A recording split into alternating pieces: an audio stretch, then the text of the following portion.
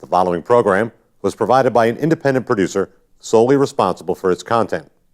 The opinions expressed do not necessarily represent the views of this station, its staff, board of directors, or underwriters.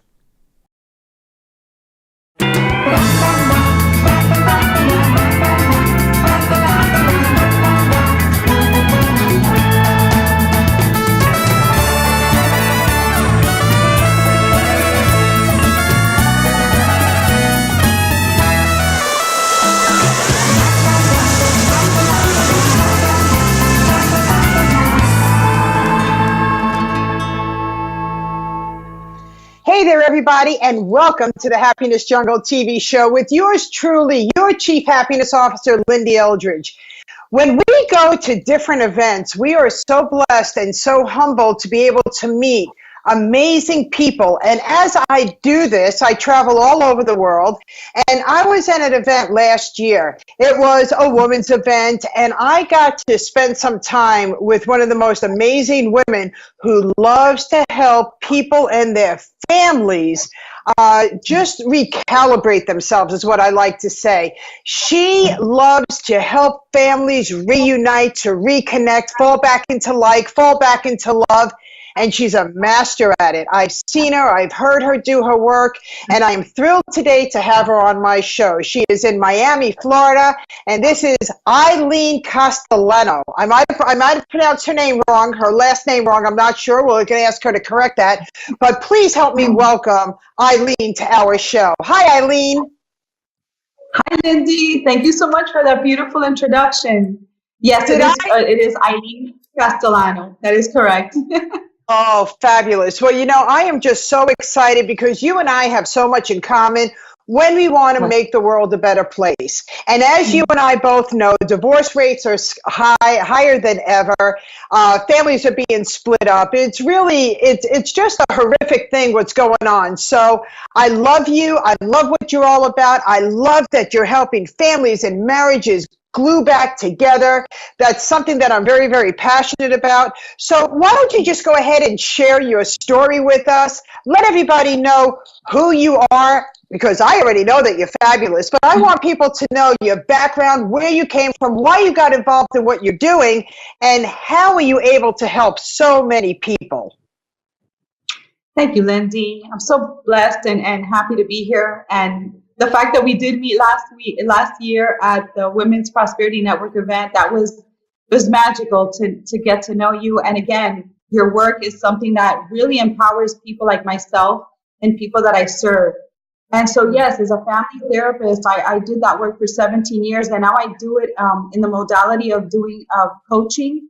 So I work with clients, whether I work with them individually, whether I work with women or I work with the families, but more than anything, the most empowering part of my work is to help people go through the different transitions in their life and to have good communication while they're doing it. Because when we're experiencing something and we're not in a good place, obviously the communication and how we're projecting that communication to our loved ones is not coming from a good place. So whether I was working with family court services, I did a lot of work helping, more than anything, believe it or not, I was representing the children from their mom and their dads who were not in a good place for them to communicate their needs. And a lot of times what in psychology we call the child would be trianguled. What that means is that they would triangulate the child. So the child becomes the communicator or the filter for both mom and dad. And so my work has been very rewarding. Number one, because I teach awareness to the parents of what it is that is going on for the child. And the other aspect of that is that I help the parents, if they decide they don't want to be together anymore, they still have these children and this family that they created, and they can't just walk away from it or be so angry that they want to destroy the other person that used to be a relationship. So the first thing that I do in the work, which I find to be very empowering. Aileen, we got a little bit of an echo. Do you have earbuds? I do. Yes. Yeah, let's go ahead and put them on. And while there you go. Thank you so much, because I want to make sure that everybody's receiving this message crisp and clear. And I understand exactly what you're saying. And I really want them to understand the benefit, number one, of not using their children as the weapon. Yes. And so the aspect of empowering them and reminding them that they created these children from love. And I tell this to the kids, and I tell that when I'm sitting down with the family and we're all sitting down together, that is typically my introduction, is to remind everybody that these children came out of love, and they didn't come out of a discussion or being in conflict, that they came from a place of, at some point, there was a union between mom and dad and the parents. And so once I bring that out, Lyn-Dee, everybody brings their guard down. And so it's so magical to watch that at the end, we still have to connect to what we loved about this person when we decided, or when we had these children with them, and not forget that that is also the aspect that we get to use in order to heal from whatever happened in the marriage. And so it's really going back to that place of love and understanding and cooperation. And then we get to start diving into the deep work. But that's the foundation that has to be established first. And that's where I found that there has been a lot of success for these families. And it was something that I implemented very strongly in my own relationship of many years, where there was, I was not going through a very positive experience in my own marriage. And imagine that here I am working with families and I'm not in a good place. But I knew that with the aspect that was going to be very important to help me through it and my children, my 4 kids, was to know that the anger, the resentment, the conflict was never going to get any of us in a good place. And so even leaving the marriage, even though things weren't 100% how I wanted or how he wanted, it still had to come from a place of not wanting to destroy our children or the foundation that we had set up at one point that was a foundation of love and understanding and compassion. I love that. I love everything that you're saying. You know, you and I have a lot in common. I get to also coach and mentor couples. So whether they're together or whether they need to now start co-parenting, step-parenting, the most important thing is remembering that once upon a time we fell in like when we fell in love. And through that process, we created our children. And our children weren't put on this earth as to be a tug of war. So I love what you're saying. And it's so funny, Aileen. You know, I am, unfortunately, I'm divorced twice, but here's the secret between what I have learned in my relationships. I learned what not to take with me, so I don't bring it on to the next relationship. And more importantly, I learned more about compassion. Yes. How do you feel about that? That was one of the hardest aspect of all of it, was staying in that place of compassion, Lyn-Dee, because it is so easy to get upset with a person for hurting you or for disrupting your peace and your happiness. And in my case, there was aggression, there was domestic violence. And so there were moments that I wanted to hate him so bad. But I knew that if I did that, then I would just become him when he was angry. And I did not want to lose any more than what I had already lost within myself. And I didn't want my kids to see that. So in that situation, the compassion, or holding on to the compassion, was very difficult. But it was the one thing that did get me through understanding that he was coming from a place of love too. That's how he knew how to love. And it was through possession. It was through manipulation and control. But it just wasn't what was resonating or what was good for me. And so the compassion helped me heal in order to be able to separate myself and not carry the anger. And like you said, I love that line that you just used. When you go into the next relationship, or when you're getting out of a relationship, you want to just keep what is yours. And so I didn't want to drag through my life with the anger, the resentment, the aggression. And so the compassion really helped me to be able to leave that in the past and leave that behind, and really step into a place of love and understanding and compassion with myself, which I found was something that not only for me, but all of us, it's important that we can all do that, women and men, that we can walk out of our relationships in compassion and in love with who we are. Because if something isn't working for us anymore and we stay, we're conspiring against ourselves. So when we get to decide, you know what, it doesn't serve me, then it's in honor of who you really are. And again, that's what your children are picking up on is that courage and that compassion and understanding for yourself that we get to do for us. And that's how we teach them the power of self-love. I love that. And the other thing that comes into play is forgiveness. Yes. And forgiveness isn't for the other person, it's for you, so you don't keep on drinking that poison. So one of the biggest things that I work with my clients is learning how to forgive. And what I share with my clients is you want to forgive the other person for their weaknesses. And however they have treated you, whatever has gone on, it's a weakness, and you want to go ahead and forgive them because people that are hurting will hurt. And the other thing is that you don't want your children to be part of this vicious cycle chain that we should stay married because we're unhappy, just because of the kids. We want to show the children that we've tried everything that we could possibly try to remend our relationship. But now it's time just to go back and split as friends. But we are both here for you because we are your parents.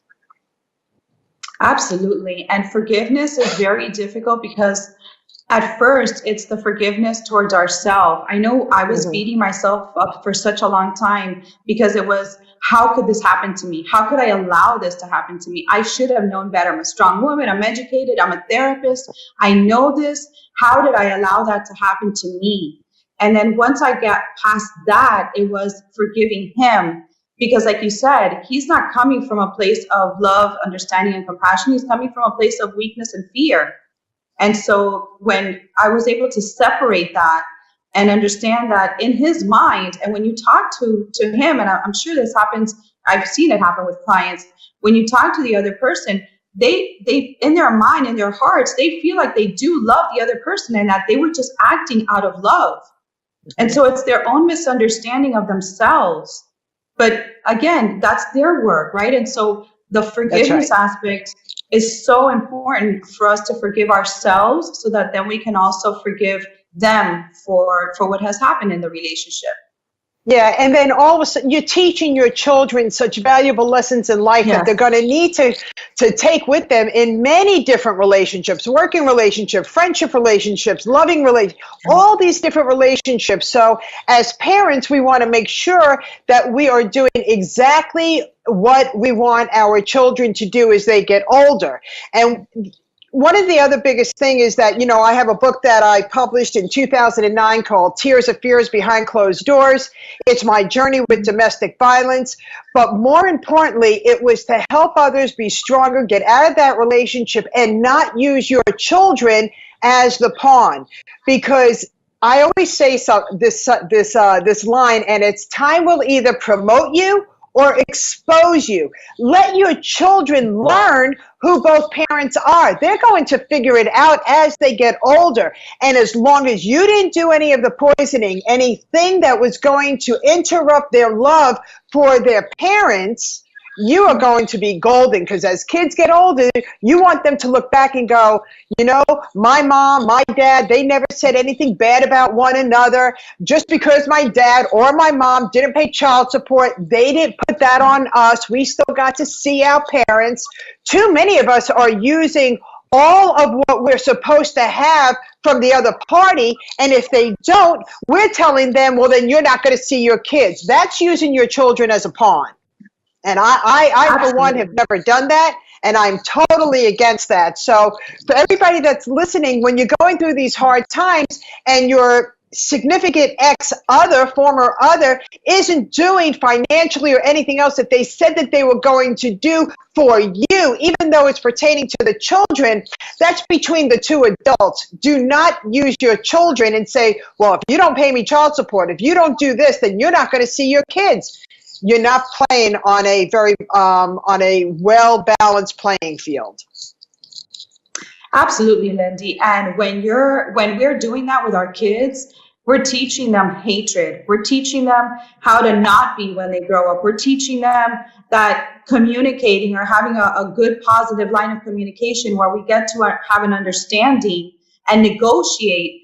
When we're not doing that within ourselves, we're not teaching our children those skills. And one of the most powerful skills any individual can have to expect success when they're old or older in their careers, and like you said, in relationships, all sorts of relationships, is having good positive communication skills and negotiation skills.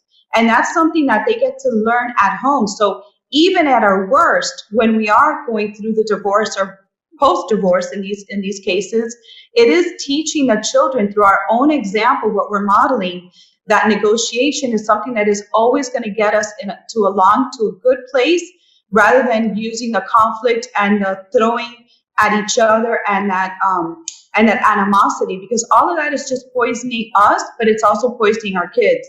And then they're not going to have good relationships down the road. So as parents, and we're doing a co-parenting with these parents, it is so predominantly important that they use good communication skills and never make the children the pawn or putting the child in the middle of the conflict, because there's never going to be a positive result for any of that. Never. Okay, so now let's switch it. Now I want to help marriages stay together. I want to help people fall back into like. I want them to fall back into love and bring back the unity. Now, this is a slow process. There's no magic to it. But if we have two parties, the two people that want to stay together, the number one is that they both have to want it. It can't be one wants it and the other one says, well, we've tried it before, it didn't work, but yeah, come on, we'll try it one more time because she wants to do it or he wants to do it. It has to be an equal level playing field where both parties say, we don't want to lose what we have. So what do we do for that? What do we do for those couples? I love that question. This is the part that I love. Okay, so in order for them to fall in like and fall in love with each other again, it is always recommended for them to go to date nights, is to have a day out of the week that one of them does something nice. So for example, if it's her week this week, then it's his week next week. Just creating something magical, something pretty. It doesn't have to cost a lot of money. It could be at the park, could be at the beach, could be anywhere, could be in the car. But really choosing a couple of hours where they get to be with each other, not talking about the kids, not talking about finances, not talking about work, but talking about each other. Reminding each other what it is that they fell in love with, that has not only they fell in love with at the inception, but that has kept them together, talking about the positives that they see within each other. And that everybody wants to hear good things about each other, and everybody wants to tell the other person how good we feel about them, because we love making them happy. So really reminding each other what was the foundation of the love initially, and how they can begin to work on that again. The rekindling is very important in the sparking that up again. But like you said, Lyn-Dee, they both have to want it, because it is work. Because there may still be some resentment from something that has happened in the past. And the other recommendation that I always give, if there was, for example, any infidelity, or there have been issues with the in-laws or anything like that, once we forgive our partner and we say, okay, we're done, I don't want to talk about that anymore, it really has to be done. It can't be something that you keep pulling out. Every time that you're going to have a conversation or you have an argument, you're going to pull out every single moment that you were upset with this person, because that's not forgiveness, and that's not going to allow them to propel the relationship forward. Wow, I love it. And when we communicate with each other and we're listening to what one another is saying, sometimes we don't really like what the other one is saying because it's not what we want to hear. So what I try to help people with is pausing. Just because the other person contributed something in the conversation and you didn't like it doesn't mean that you should react immediately. You should pause. You should think about it. You should share with the other person, you know what, I'm going to think about that, and then I want to get back together with you. Because during this time of pausing, you're going to replay everything that was said, that was done, and it might just end up that what the person was sharing And what you heard after you paused and you were able to really evaluate it, you're going to realize, oh, that's what they meant. And then you could go back to them and say, you know, after I thought about it, I believe this is what you meant. Is that true? And then you get to open up the discussion again with more respect. Yes. Yes, you're absolutely right. I love that you brought that up. Yes. And in the communication, what I think is very important when we're talking communication, it's not just what we're saying, but being a good listener. And so I love that idea that you said about pausing. Just step back, kind of, right, analyze or reassess what the person might be saying or is saying, but that comes from listening. And so many times we're so ready to jump into the conversation and react and have a reaction to what they're saying that a lot of times we'll cut them off and not even allow them to finish their thought or what it is that they're trying to say. And so listening and really having that space that we can honor them for what it is that they're saying and listen and pause is that's amazing advice. That's awesome advice. Thank you for that. Yeah, no, I'm really just mirroring the things that I've also heard you say. Thank you. So, you know, there's a duct tape philosophy that I do at all of my speaking engagements, and I give everybody a piece of duct tape. And that is to symbolize, again, the pausing. When you don't like a conversation the way they're going, when two people start to argue, it starts just to become a yelling match. Nobody even hears what they're going to say. So it's my way of helping people have something to remind them to pretend they have duct tape on their mouth and don't interrupt, because nobody likes to be interrupted. We want to be heard. We want to be loved. So I just love that. I even had to train myself to. We all have to train ourselves to do these things because it's so simple to react. The other thing that I want to bring up, because the walls are so thin in our homes, if you need to have a discussion about the children, walls have ears. Remember when you used to see the glass up against the wall? Those are our children waiting to see which parent they're going to go to, right? What I would recommend, and if you have another suggestion, I would love to hear it, but before you start talking about the children, something happened at school, something happened that was disruptive, they did something in the home, why don't you two go out for a cup of coffee? Or go sit in the car, someplace where the kids cannot hear this conversation. All they can hear is the solution when both parents come back and sit down with the children together. Not separate, but together, because kids are funny. They're manipulative. They'll say, well, I'll go ask mom. I'll go ask dad. I heard what dad said. I heard what mom said. I'm going to go speak to the other one. Yes. Yeah, they'll do that all the time. And I'm in agreement with you, Lyn-Dee. The conversation should not be had in a place where they're at. First and foremost, it would be important just to step outside and maybe get some fresh air. So whether it's for coffee or in the car or just walking, it's a better place if they can do it outside of the home anyway.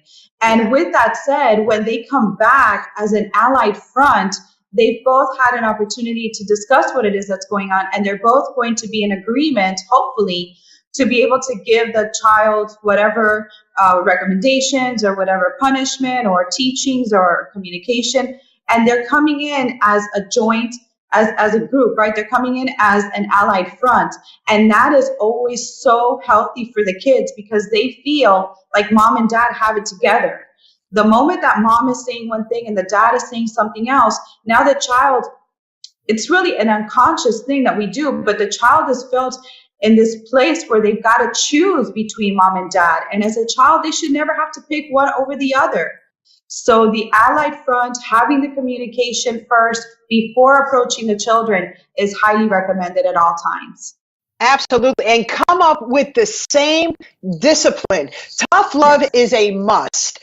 Tough love is such a must. We are parents first and then friends later. Of course, we want our children to love us and to like us. Of course we do. However, please remember your parents first, and then you'll be their friends. When their kids are 18, 19, 20 and older, when they get older in life, you can become their friends. But right now, when you are raising your children, you need to be the parents and you need to work together. Yes, and that's something that I bring that up with parents all the time. They're going to have plenty of friends. They only have one mom and one dad. So you've got to take that role very seriously. You're not there to be their friends. They've got plenty of those, and they come and they Right. go. But the mom and the dad is the structure, and the mom and the dad is the foundation, and that's who the children know that they can go to for anything. And we as parents are the closest thing to God or a higher power that our kids know. So it's got to come with respect. It's got to come with love and understanding. Absolutely. I wish we had another half hour because I also want to get into the roles of the chosen parents, the step parents, but we're running out of time. And all I want to share about that is that as a step parent, as a chosen parent, you've decided to come into the family, realize that there are two biological parents that will always be able to make the decisions once they come to this common ground. And you as the step parent and as the chosen parent just need to come in, and you just need to be supportive of what the decisions that are being made by biological parents. I could speak like that because I'm a biological parent and I was also a step parent. So I get both sides. We're going to have another show. We're going to have another show. Absolutely. But how do you feel about that? We're running parents. out of time. We got about another 2 minutes. Can you share any tips for the parents that are coming in and playing the role as the step parent and as the chosen parent? Because right away they want to have a voice, and their voice needs to be heard, but at a different level.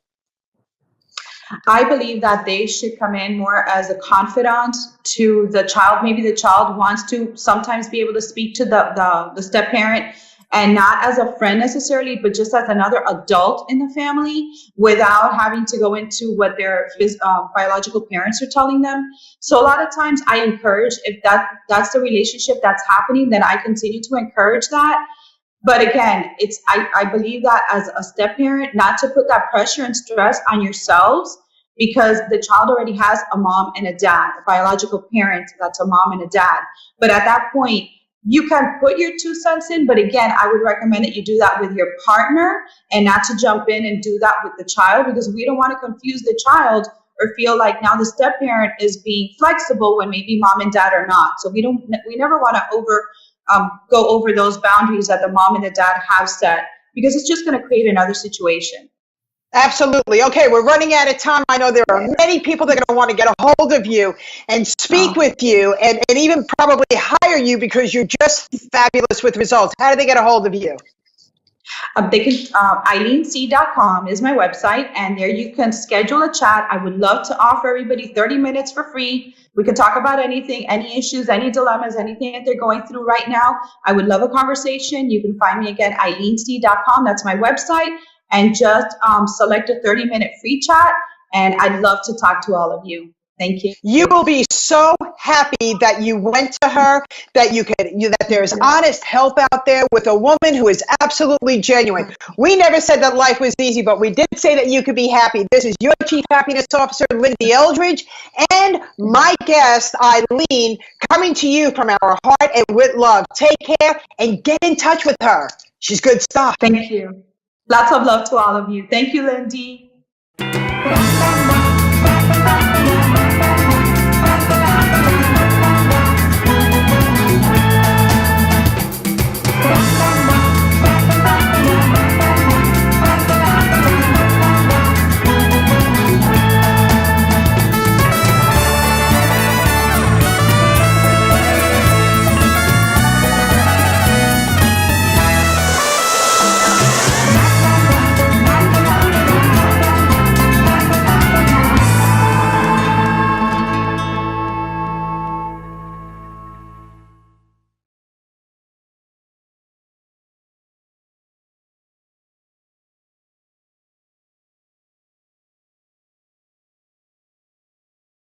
The preceding program was provided by an independent producer solely responsible for its content.